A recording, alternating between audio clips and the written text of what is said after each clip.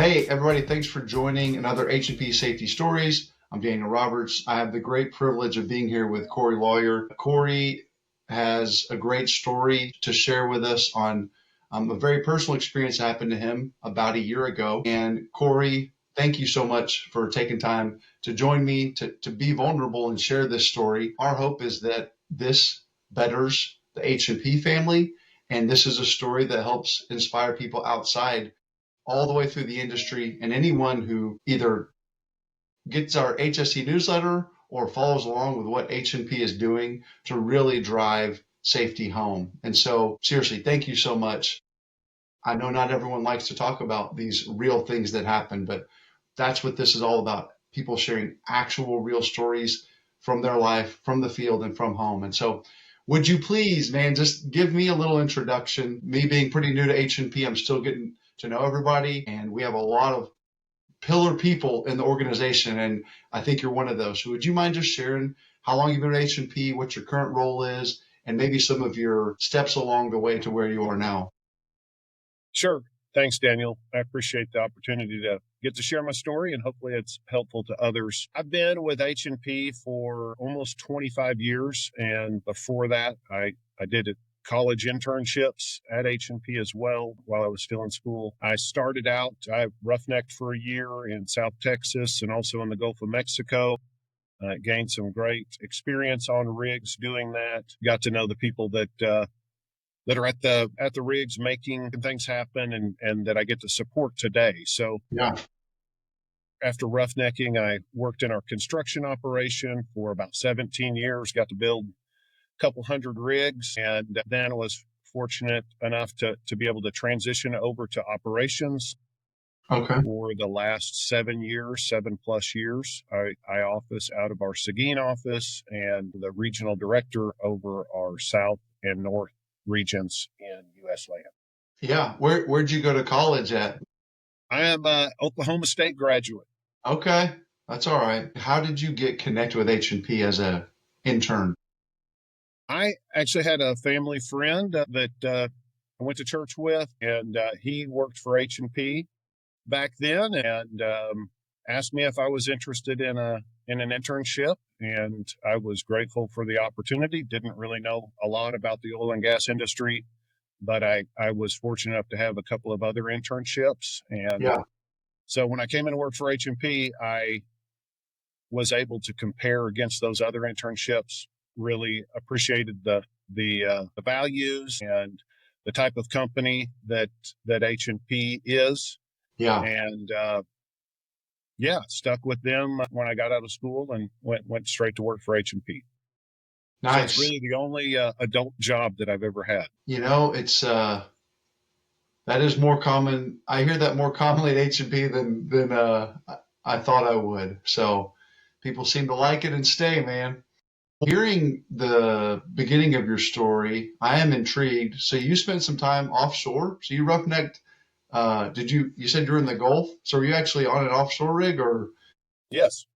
you did that? How Yeah, I long? worked on 4 different rigs in South Texas, and then I worked on 4 offshore rigs as well. So back then, because it was so long ago, we were a much smaller company, and most of our interns or most of our new engineers got some experience on land and offshore. Since then, we've kind of focused more on one area or Yeah, the other. yeah, that is very interesting. And then I'm curious, was Galena Park where we built these things, where you spent the 17 years in manufacturing, or was that somewhere else? No, our construction facility used to be a couple of miles away from the Galena Park facility. So Okay. it was in a Greensport Industrial Park. So that's where we did the bulk of our building our flex rigs, and then moved over to Galena Park here more recently. Always impressed when I hear what's happening down there and the work they're doing. Well, can you tell us the story, man? Tell us what happened, kind of when this happened. This was about a year ago, correct? That you had this accident? Yes, it was last May. I used to have a really fast Mustang. I've always been a car guy. I had a Mustang back when I was dating my wife, and I sold it to save some money and get married. And I always told her I'd get another Mustang someday. So a couple of years ago, I did.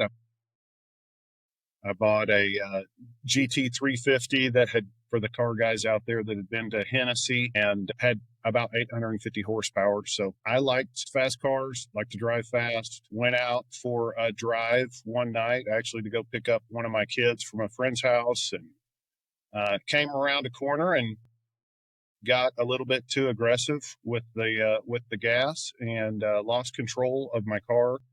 I slid off the road and hit a tree on the driver's side of my car. The tree impacted my car around where my legs were on the driver's side door, folded the door up, and shoved me over against the center console and pinned me in the car. My airbags went off. Fortunately, other people were around. They weren't involved in the wreck. Very fortunately, I was the only person involved in the wreck. But yeah, other people were around. They uh, called 911, and the rescue services came out. They used the jaws of life to cut the roof off my car, cut both doors off my car to be able to get me out, get access to me, and get care to me. But I was very fortunate to be spared from that accident. I feel blessed to be alive, but did sustain some pretty bad injuries. Yeah, I know you sent me some photos, and we're going to look at those. You can talk about actually what happened. I'm curious for the accident itself, though.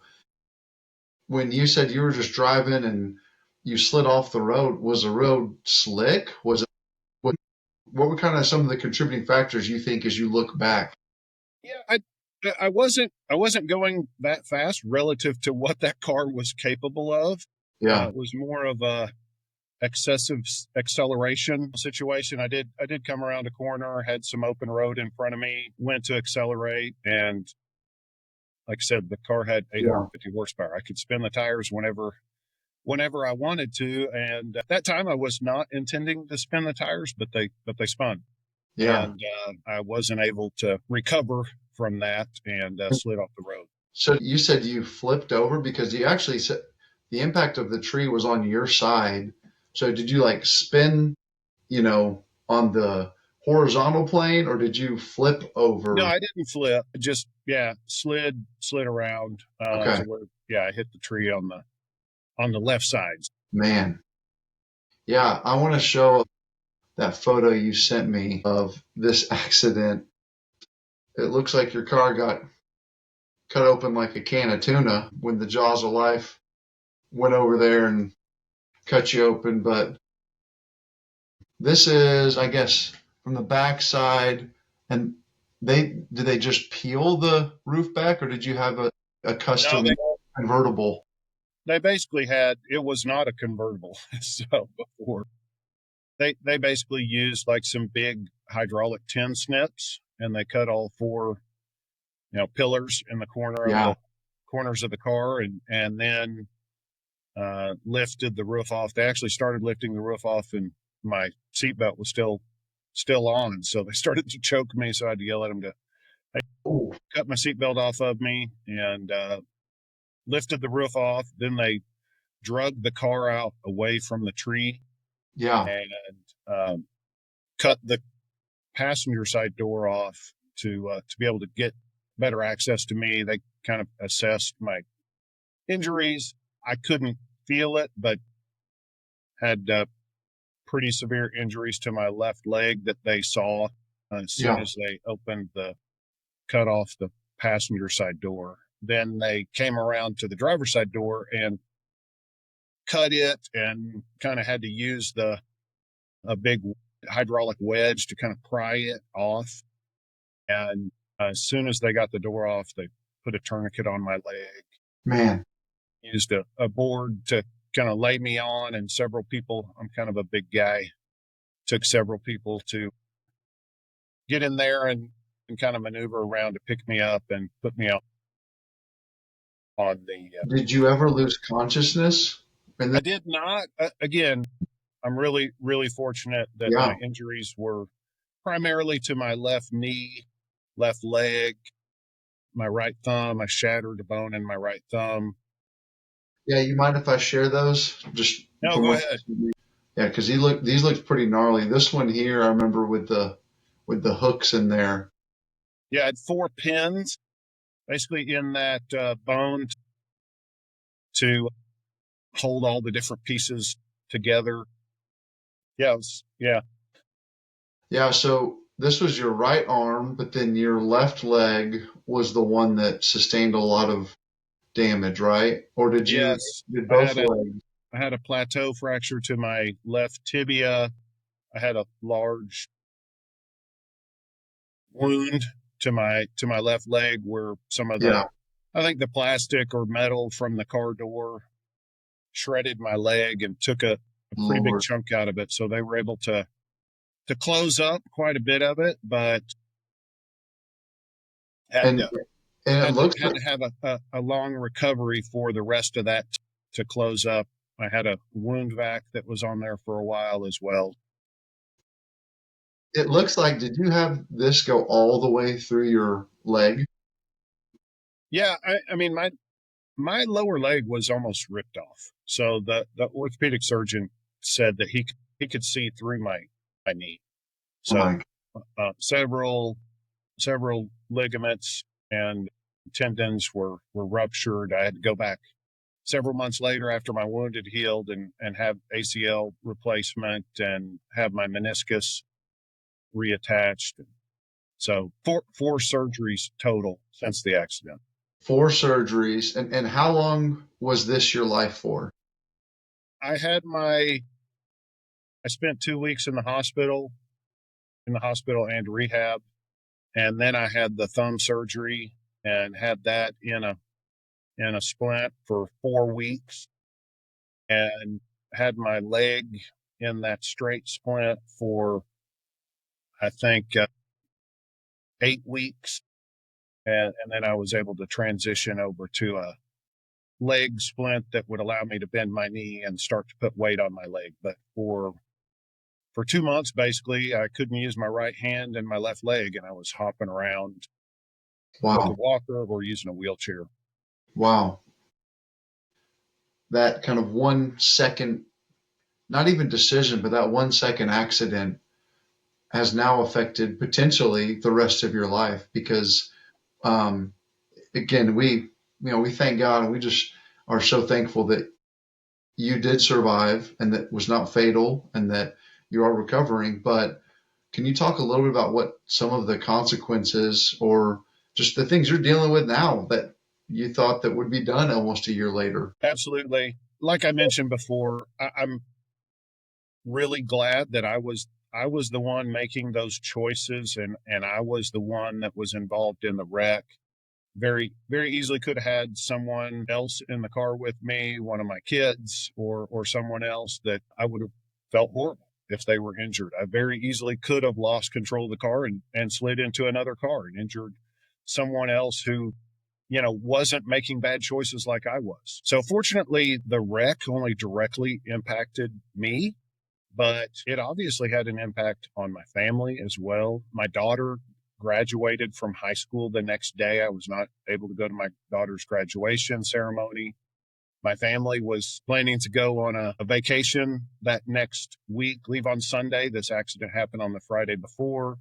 I wasn't able to take them on that vacation. My wife and I actually had our 25th anniversary cruise scheduled for later in the summer, and I wasn't able to go on that with her.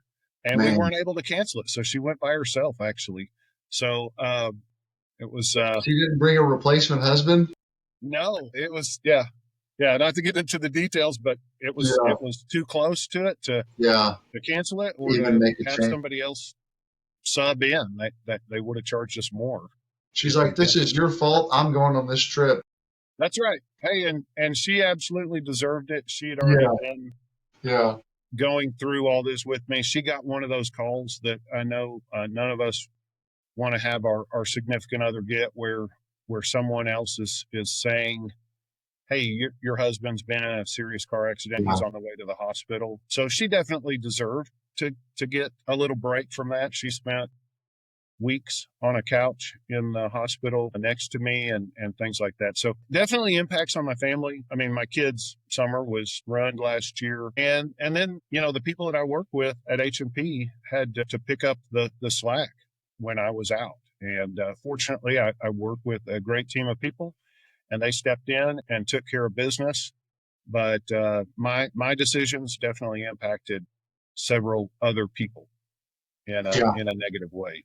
I think that is one of those hard lessons you don't want to have to learn, right? And that your decisions can and do impact other people outside of your own personal self. You've had a lot of time to reflect on the accident and the opportunity you have before you to change the way you think about risk tolerance and you think about the consequences of even personal decisions. So I'm curious how your perspective on driving, road safety, and safety in other areas of your life has been affected. Yes. I think as I reflect on this, I think about my journey at H&P. I think working here has definitely made me reconsider and grow in how I think about safety. It's impacted how I do projects at home, activities that I do with my friends and family. I think about safety in a different way because of the influence of H&P and our industry. I talk about safety. I'm very involved with the safety of our operations. But unfortunately, I think driving and especially driving, fast cars was something that I had kind of held back on that safety journey. It was kind of I think, something I was hypocritical about. I was talking to people about being safer, and then I was taking risks while I was driving that weren't aligned with who I wanted to be or who I hope I was influencing others to be. And that's definitely changed over the last year. Reconsidered the consequences of taking risks, and definitely the consequences that I've experienced, my family and others that I work with have experienced as a result of this accident. I didn't consider the magnitude of those things before. And so I think that's been the biggest impact to me is just recognizing the importance of the decisions that we make could have much more significant consequences than what we sometimes acknowledge. And, do I always drive the way that I would hope that I would? No, I'm still on this journey. I'm still learning. But I can tell you when I've got a decision to make about is there enough time to pull out in traffic there? Is there a big enough gap? Am I going to make that light? Things like that. I don't take the risks that maybe I would have taken before. And I hope that hearing this story will challenge other people to Yeah, consider the risks they take, especially on the road, because even those of us that work in this industry, guys that work on rigs every day, we know that driving is the most dangerous thing that they do. We know yeah, people can get injured on drilling rigs. There are some hazards there that we continue to work to mitigate, but driving is still much more dangerous than that.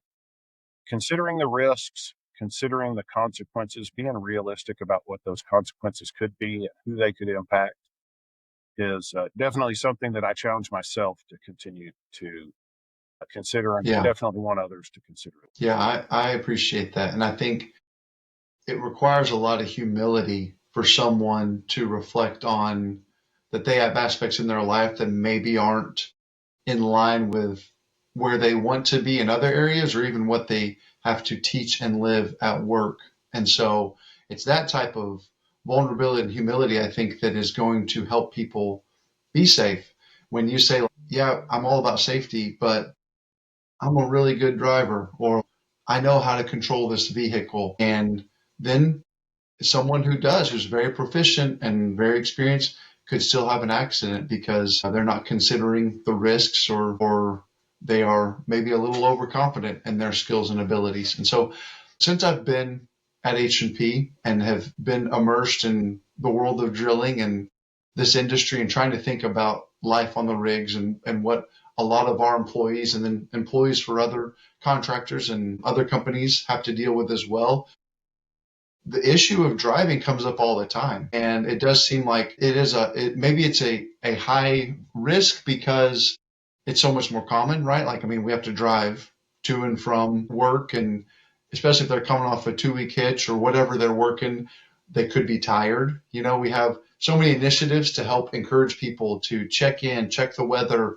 pull over, get a hotel for the night. Don't drive tired. But what do you think the most common things that people either overlook or that they ignore because they think I'm good? Well, what do you think those factors are that we could maybe bring to light to help people just self-reflect on to avoid some of these potential accidents? Well, I'm definitely not an expert on these, but there are some that I'm aware of from my own experience, but also from just the time that I've spent at H&P, the people that have that I'm aware of who have had on-duty accidents or off-duty accidents. We all know that devices are can be a distraction, whether it's you who's distracted by a device that's in your vehicle, or another driver on the road that's could be distracted and do something that impacts you as a driver. So being cautious about your surroundings, being aware of your surroundings, not being distracted by a device. Obviously, speeding is going to increase risks. We have guys that work 12-hour um, towers and then have long rides home. We've got a lot of guys on our rigs that travel several hours to get to rigs. And I know when you get off of your hitch and it's time to go home and see your family, um, we can be in a hurry to do that. And I would just challenge people that it's not worth the risk to get home a couple of hours early if you've been working all night or all day and have a long trip ahead of you. Take the time to get some rest so that you can be alert, so that you can get home safely to your family. That's one of the things that I'm most concerned about with our workforce. Yeah. And then Corey, kind of as a last question here, because I think this is you you brought up a lot of really good things for people to think about in your story, in your reflection. And one of the things I love hearing you talk about is you managing your level of risk tolerance and even learning to adjust. And there's different risk tolerances for different things. I think you were talking about, you talked to your guys all about like what is worth the risk if you know the potential consequences. So how do you teach that to the guys and the teams that you work with? How do you teach choosing the appropriate level of risk tolerance? Well, I think one of the things that I would challenge all of us to consider is that this is not a black and white issue. Obviously, you're not a safe person or an unsafe person.